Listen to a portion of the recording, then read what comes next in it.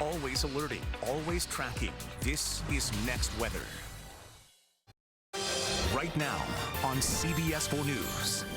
Tonight at 7, City of Miami Commissioner Ken Russell calling it quits, walking out of today's commission meeting why he decided to cut his tenure short.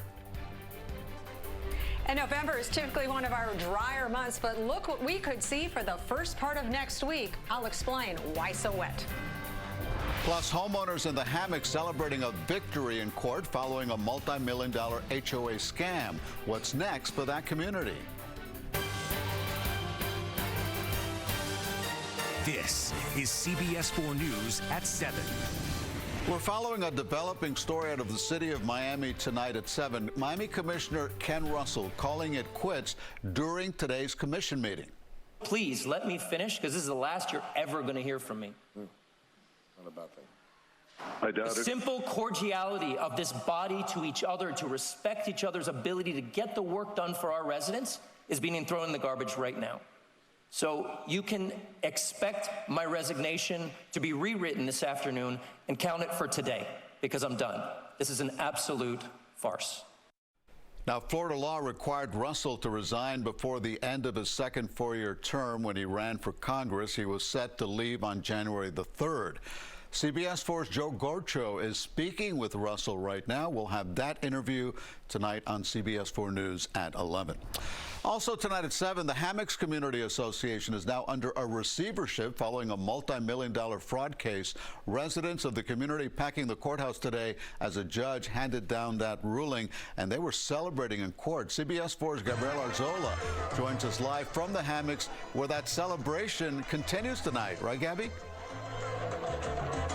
Oh my gosh, Elliot, this place is an absolute party. Check this out. People are dancing, they're popping champagne bottles. A mariachi is coming soon. Everyone is just cheering, so happy because they dismantled their HOA that they say was stealing millions of dollars from the folks that live here. Check out what they have to say. Always alerting, always tracking. This is Next Weather. All right, from Gabby Arzola and Kendall, let's take a live look outside. Downtown Miami, cooler temperatures will continue the next few days, but cloudier and stormier weather is in our future, and it's the not-too-distant future. Let's check in with Cindy Presler. Hi, Cindy. Hi. Yeah, we usually don't get this kind of weather in November. So what's going to be happening next week, and wouldn't you know it, it's Thanksgiving week. So if you do have some travel plans, especially across South Florida, you really want to pay attention. So let's deal with the better stuff right now. Cool night tonight. Yes, these temperatures are going to drop into the 60s further than it did this morning. We're headed for the mid-60s, breezy days ahead, and my goodness, do we have a lot of rain coming up. That's going to be on the way as we start into Sunday, Monday, and Tuesday. So here's your lows tonight. You can pick out your favorite area here. We've got Margate, we've got Lauderhill, Cooper City down to 63 degrees. Yes, 63 degrees. I'm talking to you if you like cooler weather. Elliot, you said you do. Folks in Doral, you'll be down to 64. Coral Gables, 66 degrees. We're expecting some clouds, though, tonight. And if you head all the way down to Homestead, 65, a little bit warmer at the Keys because of those water temperatures keeping it a little bit milder. There hasn't been much rain. We had some drizzle and fog this morning, but for the most part, a mostly cloudy day. Then the sun popped out now and then, brought the temperature up to 81. This frontal system is stalled over the straits, so our winds have now turned to the northeast. We're going to see breezy conditions, but look what happens here. Moisture gathers across South Florida because of this front not going anywhere. So we're going to have that onshore flow. Maybe you'll see some coastal flooding over the next few days going into the weekend, and our computer models are really painting on some heavy rain by Sunday morning, throughout the day on Sunday. Heavy rain begins to move north, but overall this is going to be a wet pattern for Sunday, Monday, and Tuesday. We could see as much as 1 to 3 inches here, and that's a lot. Meteor shower tonight. It's the Leonids, but we've got a lot of cloud cover out there. This is usually an impressive one. If you get a chance, get outside because it's peaking tonight, but you'll still be able to see it through December 2nd. So your forecast for Friday, 80 degrees. Not going to see any rain on this day. Then it starts to increase by Saturday. Sunday, a good chance for rain. Rain out Sunday, Monday, and Tuesday, but better as we head toward Thanksgiving. Temperatures will be back into the mid-80s with just a slight chance for a shower. And that's your next weather. Cindy, thanks a lot. Tonight, a federal judge in Tallahassee has blocked Governor Ron DeSantis' so-called Stop Woke Act. The judge's temporary injunction calling the legislation, quote, positively dystopian, end quote. Governor DeSantis reacted to the ruling saying in part, quote, the Stop Woke Act protects the open exchange of ideas by prohibiting teachers or employers who hold agency over others from forcing discriminatory concepts on students as part of classroom instruction or on employees as a condition of maintaining employment. An open-minded and critical environment necessitates that one is free from discrimination, end quote from the governor. The law prohibits teaching or business practices that contend members of one ethnic group are inherently racist and should feel guilt for past actions committed by others. The governor's office says it plans to appeal the injunction. Meantime, House Speaker Nancy Pelosi is stepping aside as House Democratic leader. In an announcement today, she said she would not seek another term, clearing the way for a new generation to steer the party after Democrats lost control of the House to Republicans in the midterm elections. In 2007, she made history as the first woman to be elected Speaker of the House when Democrats took majority back then. And now at 7, a judge postponing a decision on whether Courtney Clenny should be released on bond. The social media model is facing charges in the stabbing death of her boyfriend. CBS 4's Peter Dench was in court all day and joins us with the latest. We're getting a close-up look at a man police say pulled out a gun in a road rage incident with a police officer before leading them on a wild chase down the turnpike. We first brought you the story as breaking at noon. The suspect is 28-year-old Lawrence Collier. After the road rage incident in Doral, police say he led officers on a pursuit that ended in Florida City involving 3 law enforcement agencies. Florida Highway Patrol says the driver tried to run over a Doral officer and then shot at another officer. FHP says Collier faces several charges that could include attempted murder of police officers. The Broward Sheriff's Office has raised the reward for information leading to an arrest in connection with anti-Semitic vandalism in a western neighborhood.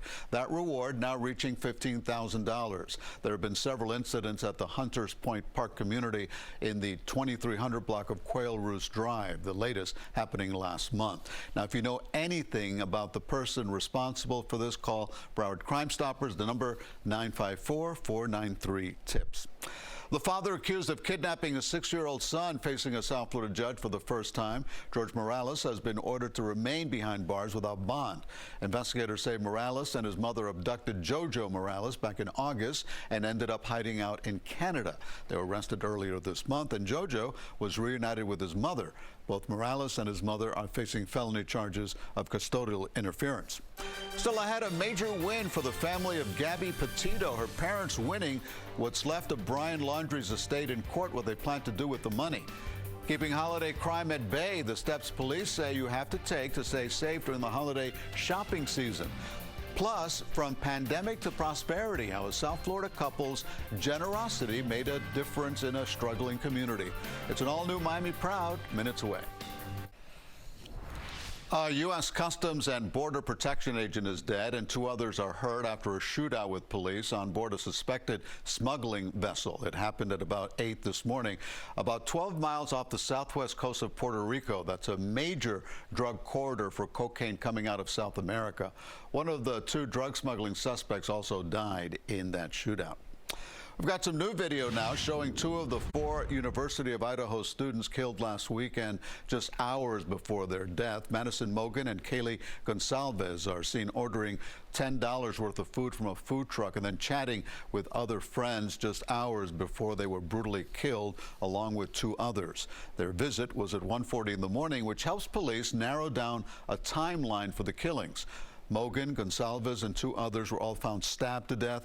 Police have not yet named a suspect.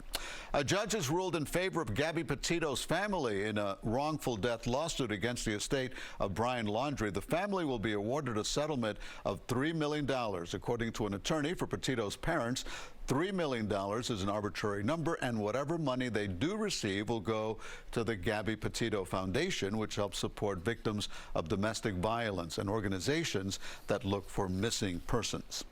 Miami-Dade Police kicking off its Crime Holiday Initiative today to keep thieves from ruining your holiday spirit this year. CBS 4's Jacqueline Quinn spoke with officers about what you can do to stay safe when you shop. All right, time now for a Miami Proud update. In 2020, Lauren and Ken Mason found themselves out of work and with an overstock of food in the height of the pandemic.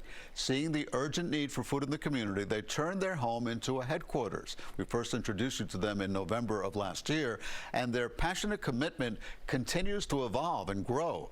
Here's CBS 4 anchor Carly Burnett. Now, they have a big holiday event coming up on December the 18th where they plan to feed hundreds in downtown Miami. For more information, you can visit our website. And after the break, more heartbreak for Taylor Swift fans after days of pre-sale problems. Ticketmaster canceling the general public sale for tomorrow. CBS 4's Miami Proud is sponsored by FPL. At FPL, we're always planning, preparing, and investing in an energy future Florida can depend on. See how at fpl.com/value. CBS Health Watch is sponsored by Miami Cancer Institute, changing the future of cancer care.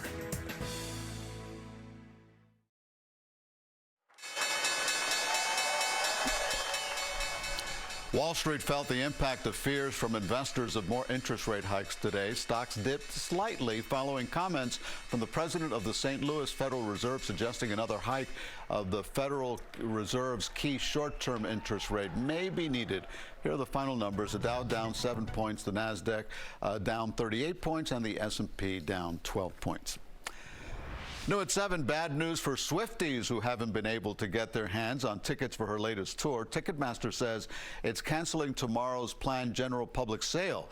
The company cited extraordinarily high demands on ticketing systems and insufficient remaining ticket inventory to meet all that demand. The decision comes 2 days after the pre-sale caused the site to crash and left many fans without tickets. Today, Ticketmaster said 2 million tickets were sold during the pre-sale, the most ever sold on the platform in a single day. Well, as we get closer to the start of the holiday season, the U.S. Postal Service is reminding customers to note those important holiday shipping deadlines to ensure a December 25th delivery date. Cards and first-class packages must be sent by December the 17th. Priority mail by the 19th. Express service by the 23rd. The USPS says the earlier you send, the better. You'll want to keep your eyes on the skies tonight for a stellar show. The Leonid meteor shower is expected to peak tonight and into tomorrow morning. It's the fastest meteor shower striking the Earth's atmosphere at 158,000 miles an hour. They can be seen anywhere on Earth except Antarctica, so don't go there. CBS 4 News at 7 continues in a minute. We're on the New York set of Blue Bloods talking all things season 13. It's an ET exclusive. Next ET. Tonight at 7:30 on CBS 4. CBS 4 and Memorial Healthcare System acknowledge National Alzheimer's Awareness Month. Okay, finally tonight, a Southwest pilot going above and beyond the call of duty to get a cell phone back to its rightful owner. According to the airline, the passenger on that Los Angeles flight left a phone at the gate. Someone found it and notified the crew, but by that time, boarding for the flight had finished and the door was closed, the aircraft already pushing back. So, crew members on the ground notified the pilot, who then opened the cockpit window and leaned out to reach the cell phone. How about that? And good catcher, too. That's our news for now. Thank you for joining us. There's more local news coming up at 9 o'clock on WBFS. And look for all those headlines tonight at 11 o'clock. Have a good night.